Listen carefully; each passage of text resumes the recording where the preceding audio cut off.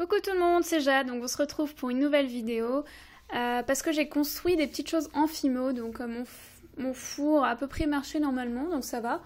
Donc ce sera pas vraiment un tuto, mais ça peut vous intéresser pour faire des décorations de cadres si vous faites déjà de la Fimo et vous savez faire des petites créations. Alors, il vous faudra donc des petites créations sans trou Fimo, donc moi j'ai fait des petits cookies, des petites tablettes de chocolat, donc c'est un peu le thème Noël.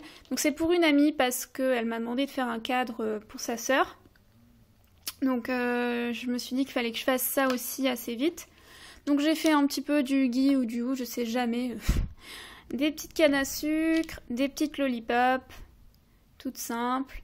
Et puis des petits grains de café. Voilà, c'est les créations que j'ai faites. Donc je les ai faites en double pour pouvoir faire le cadre.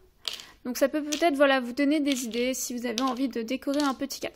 Donc il vous faut des petites créations sans trou, je le répète. Après un cadre basique, donc ça j'ai acheté comme ça.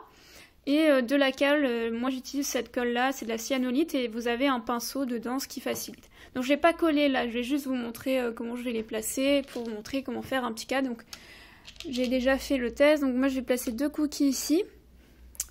Un peu en symétrie, plutôt la diagonale quoi. Après, je vais placer ça ici. Donc, un qui part vers la droite, l'autre qui part vers la gauche.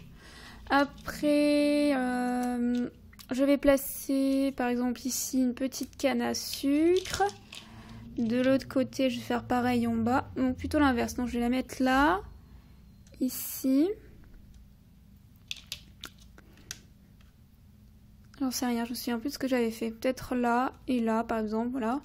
Donc une qui part à gauche, une qui part à droite. Une petite tablette de chocolat ici. Une autre par ici. Après, je vais mettre les petites lollipops là, par exemple. Hop. Comme ça. Et après, je mets les petits grains de café ici. Donc je peux les faire dans un sens ou dans un autre. Donc j'aime bien parce que cette partie est un peu libérée. Ça fait un peu moins chargé. Et après... Excusez-moi, je suis allée chercher les paillettes. Donc après, vous pouvez mettre des paillettes comme ça que je vous avais déjà montré. Donc ça coûte 2 €. Donc après, vous pouvez en coller un peu partout pour rajouter un peu un effet sympa. Donc soit on peut laisser mat comme ça, soit mettre des petites paillettes.